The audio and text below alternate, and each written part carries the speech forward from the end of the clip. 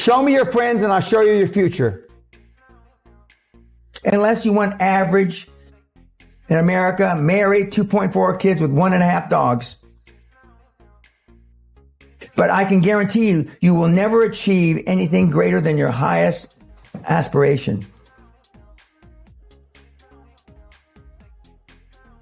If you want $1 million, you'll make $1 million, not $1.5 million. If you want 10 million, 100 million, and you'll never exceed that. If you change 1 billion lives, that's a formula to become a billionaire and change the world. Time costs lives. Show me your friends and I'll show you your future. You want to know why you're all f***ed up? Just look at the bums you hang around with. I do what you don't want to do, that you know that you got to do to be where you want to be. Ted Turner just gave his 75th anniversary party on CNN a few months ago. And he makes a couple of comments and he says, number one, and I'm not suggesting this for everybody. It's how I lived though. First 10 years of my starting CNN, I slept on my couch. I didn't have an apartment. Bill Gates slept in the office. Steve Jobs slept in the office. And I can go down a whole list. Now, these are super successful, mega wealthy guys. I slept in my office. Not everybody's willing to make that sacrifice. But it's not the only thing. But even if you don't sleep in your office, if you want to send your kids to a better school, if you want to be able to take care of your mother when she gets dementia, if you want to, this all takes money. My children aren't getting any of my money when I die. Not one centavo, not one penny. And 2 of my kids are cool with it. One of them's not so cool with it. I'm not going to, I think Andrew Carnegie, by the way, Andrew Carnegie, arguably the richest, most successful entrepreneur of all time. He said the best thing that you can have for a child is him to be born into poverty. And I agree.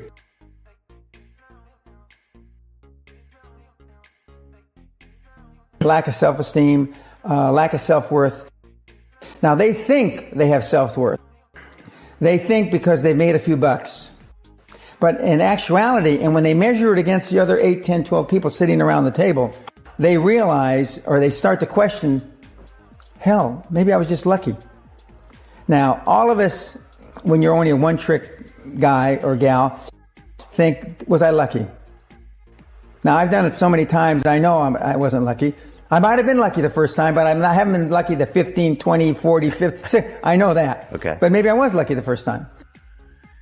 But my life changed when I was pretty much a haphazard kid, got in a lot of trouble, got arrested 4 or 5 times, thrown in jail.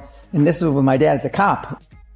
But then I volunteered for the draft in 1966 at the height of the Vietnam War. And I went to OCS, and that changed my life because it was the really first real high performance thing that I could measure myself against with other people.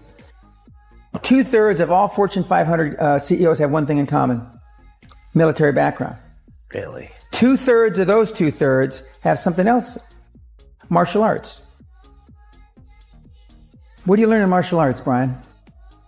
Discipline, focus. A lot of people don't believe they deserve to be there. I convince them, and we have these drills, why you belong there. A lot of people that come there, with money, that have made money, think they made it by accident. Right. I just had one of my superstars who's made $100 million tell me in the last week, I'm not sure I'm going to have another lucky accident. And I said, you did it. I mean, you tried a lot of things. I believe Thomas Edison, I wouldn't have done it 10,000 times. Okay. I would have hired an engineer from MIT to do it. But I mean, I've tried a lot of things. Nobody's failed at more things than I have. And the first 100 million are successes, but I could write a book about failures that'd be, because I've tried a lot of different things. Because failure is just testing. And one of the reasons I've been so successful in generating this equity and value in my kids, and I call you all kids, is because I convince them that making a mistake is okay. Your parents probably told you, you can be anything you want. But you can't. That's horseshit. You can't. If it's all juxtaposed. But what you tell them is that you can do anything you want that you have passion for, because that eliminates most of the crap. Because most people don't follow their dream. You know, like they say in The Sound of Music, you can't have a dream come true unless you have a dream. Now, I still dream. I dream in Technicolor.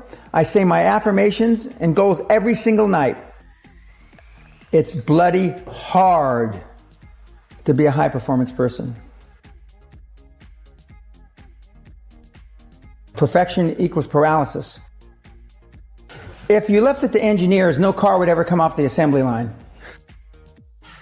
No car would ever come off the assembly line. And I've been in business with enough engineers, I can attest to that with my hand on my heart.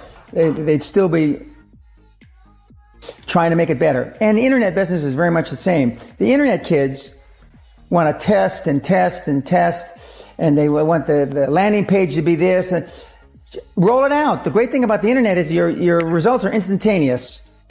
If something that I'm overseeing at Concord level, 60,000 feet, doesn't work in 2 days, forget about it, move on. And today at our meeting, now the young kids are, we ran it 3 days, sir, and we closed it down. And they are thinking I'm going to ask why. I said, no, that's fine. Next, because without them making mistakes and without them being allowed to make the decision, they never get any better.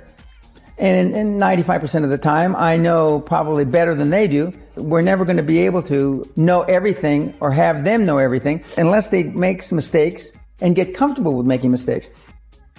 What gets measured gets accomplished. Without measurement, you're just fooling yourself. Before I had any money, I used to go to the Rolls-Royce dealers and sit in the cars and smell the leather, touch the leather, okay? I went to $1 million houses. And my wife and I would walk through the house and they'd say, when are your parents getting here, kids? No, we are the buyers.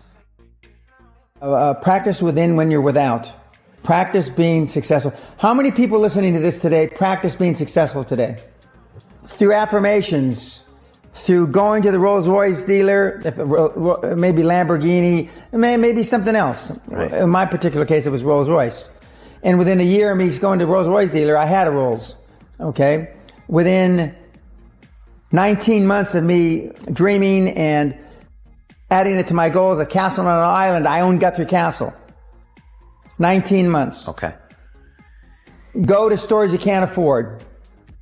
Go hire lawyers you can't afford. Lawyers will meet with anybody. Accountants will meet with anybody.